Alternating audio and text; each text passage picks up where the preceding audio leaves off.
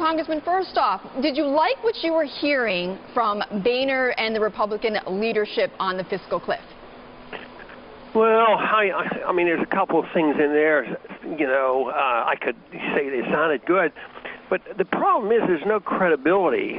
What I run into when I'm going around the country is they don't believe, the people that I talk to generally don't believe anything they hear. They just don't trust it. Somebody said, oh, yeah, we want to work together. Yes, fine. Oh, yes, we won't raise taxes. They don't believe that. It just goes on, and they're just looking for the truth, and they say, well, all we need is a little compromise.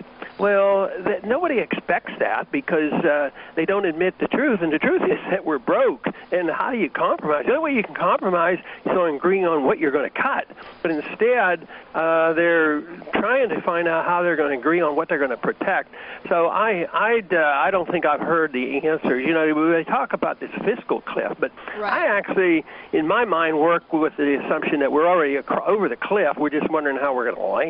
Really? So you're working on the assumption that we are not going to get this solved?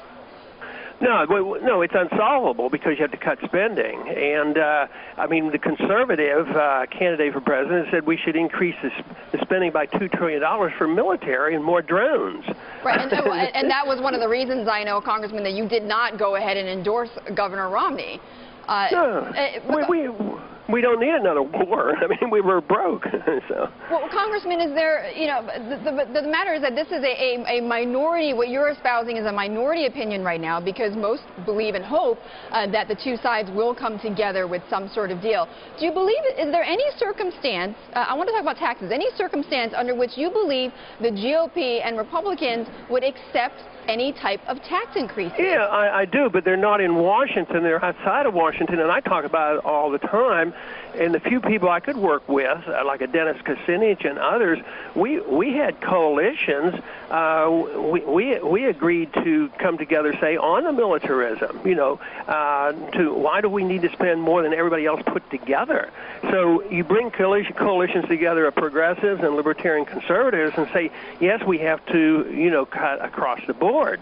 But right now they say there's compromise on preservation of certain programs, but you have to get together and bring people together of different viewpoints, and I don't call that compromise because I don't think anybody should sacrifice their principles, but there's no reason in the world why you can't get progressives and libertarians to agree on some of these cuts that are the spending we don't need. Well, Congressman, I mean, there's your view on this, and what you're saying is that you need some more credibility in order to agree to any type of deal here on the fiscal cliff. And people have talked about how there are these Ron Paul Republicans, right? And some of them have gained ground, in the House, for instance, in Kentucky, in Michigan, even in Texas, Senator-elect Ted Cruz.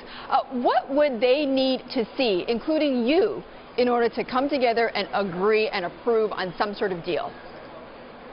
Well, as long as they moved in the direction of less government, I mean, but what does that mean exactly? Less government. You're talking about well, maybe taking their oath of office seriously. Looking at Article 1, Section 8, and they swear to uphold the Constitution, to only do those things that are authorized by the Constitution. Well, that's long gone. So we're so far gone. We're over the cliff.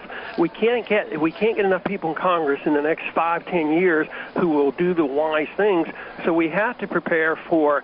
They haven't already fallen off the fiscal cliff. It's like what's going on in Greece. Every day you hear of a solution and things pop up, but they're in debt. They spend too much money, and then the people go out in the street and they demonstrate. Just think, Romney was hit because he was opposed. One issue he was correct on, he opposed the bailouts, and the people in the Midwest voted against him. Oh, we have to be taken care of. So that vote was sort of like what we're laughing at in Greece. Oh, all those 80,000 people out there, they don't want anything cut. They won't compromise. Well, it's the people that are that way, and that's why our revolution is significant. We're trying to change people's mind, and that's why changing the minds of young people is so important. Rather than saying that it's Washington's... But, Congressman, I don't think the people, though, want to see us coming off the fiscal cliff, though. Well, yeah, I think there are plenty of us, and probably most of your audience would like us to see to come to senses.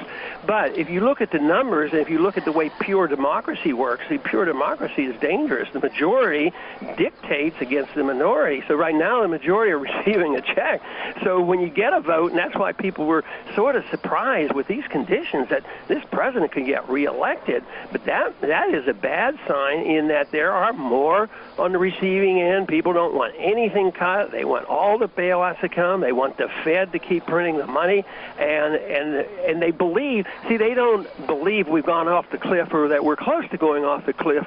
They think that we can patch it over, that we can somehow come up with magic solution. But you can't have a budgetary solution if you don't change what the role of government should be. As long as you think we have to police the world and run this welfare state, all we're going to argue about is who's going to, get the loot, who gets the money. Is that why you've decided? I mean, I know you decided not to run again because you were focused on your presidential campaign, but is that why you've quit Congress? No, I think people had enough of me. So, but I also don't have, Congressman. I don't have much confidence in the political system, and never did. My goal has always been to change people's minds so as long as people demand more government, they're going to get it. So government reflects the people, and that's why I am excited about going to the college campuses, and I will continue to do that. That's where I was able to get a lot of support, and they're saying, I agree with you. We don't need more government. We want more freedom. We want to be able to keep our own money. We want sound money. And if you had sound money, you don't have deficits because you can't print money.